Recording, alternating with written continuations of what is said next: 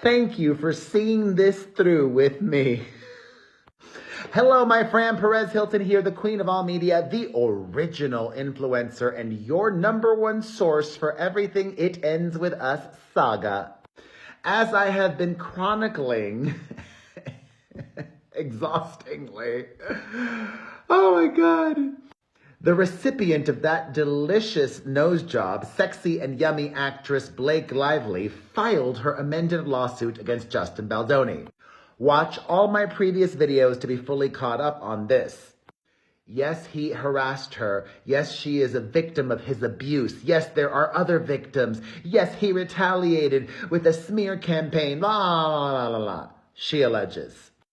And now she is working through all of the allegations on the set of the film. Good. I want to hear something new.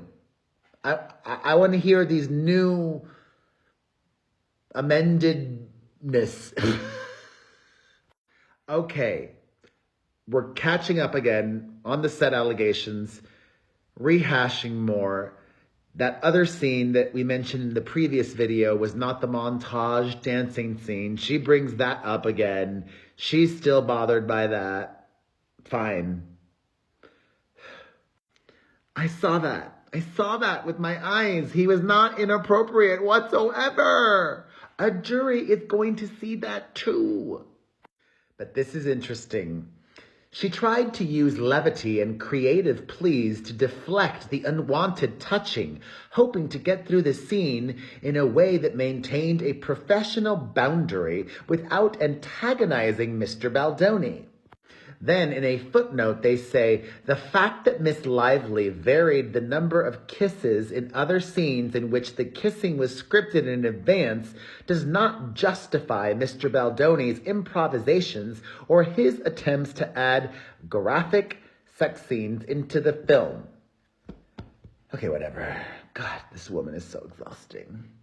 Referencing the leaked footage that his team put out, her lawyer says the video footage of the scene shows Miss Lively to be trapped, having to appear as though her character was happy and in love while the cameras were rolling. Miss Lively did not want to film additional takes on the scene, but continued to participate to be a team player and support the production in real time, while simultaneously expressing and holding physical boundaries against Mr. Baldoni's advances.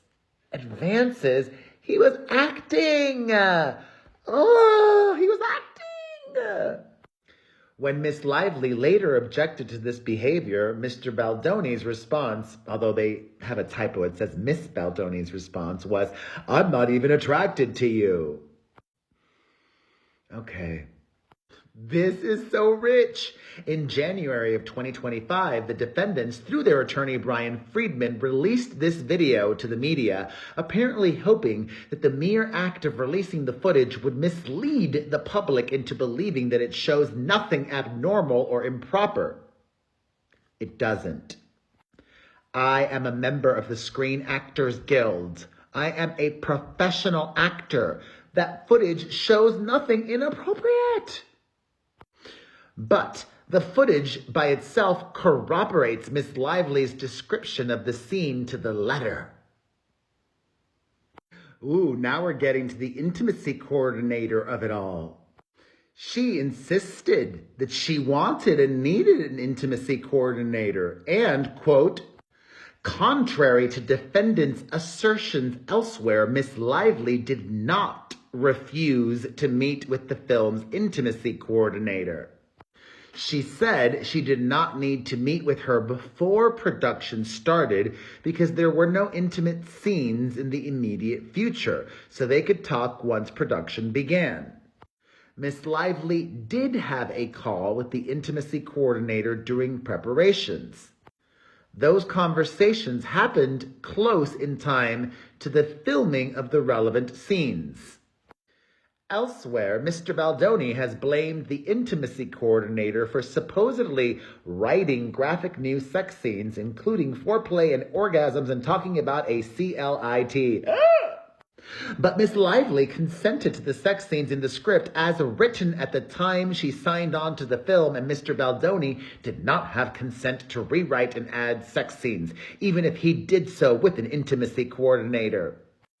She also alleges that Mr. Baldoni inserted improvised, gratuitous sexual content and or scenes involving nudity into the film, including for an underage character, in highly unsettling ways. When she objected to these additions, he said that he was making the film through the female gaze, blah, blah, blah. He allegedly asked if she and Ryan Reynolds hit, come together. Miss Lively found that invasive and refused to discuss, allegedly, if that happened. He was pressuring her to be nude for the birthing scene, blah, blah, blah. She felt pressured into agreeing, and she compromised that she would be naked from below the chest down instead of just wearing a hospital gown, which is what she wanted. When the birthing scene was filmed, the set was chaotic, blah, blah, blah. Get to the good stuff. We've heard so much of this. Then she mentioned the video of his producing partner's wife and the home birth.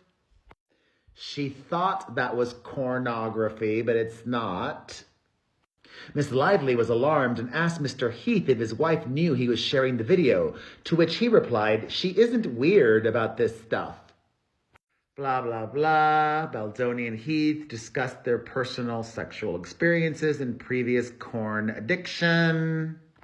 Blake Lively texted a female cast member about an inappropriate conversation that she and he had in her car about consent. She wrote to the female cast member, "It's crazy how above reproach they feel. It's like he said to me about his previous sexual encounters when we were in my car with my assistant and my security. He said, 'Have I always asked for consent? No. Have I always listened when they said no? No. People show you who they are. Believe them the first time.' In fact, Mr. Baldoni publicly acknowledges that he has struggled with consent."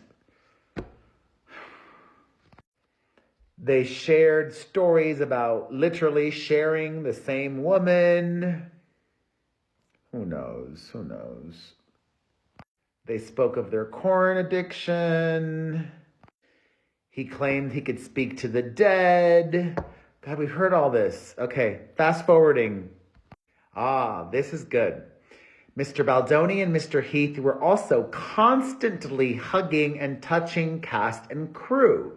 When Miss Lively or others avoided this touching, Mr. Baldoni and Mr. Heath would retaliate by becoming irritated, cold, and uncollaborative.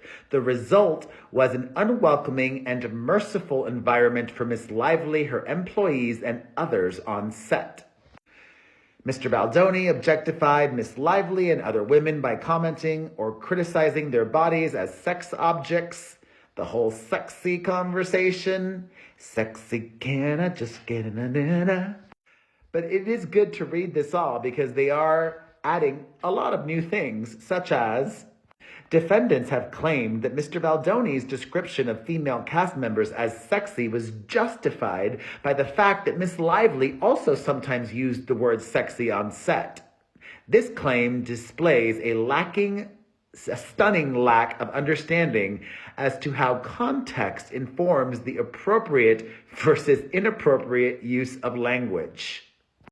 The word sexy is not inherently inappropriate, but it can be inappropriate in certain contexts. Miss Lively or Mr. Baldoni using the word sexy in creative space related to the plot or in reference to a character is not problematic. What was inappropriate and what Miss Lively objected to was her employer, Mr. Baldoni, personally describing her as sexy out of character, which he has denied. Still more to come. Thoughts on all of this?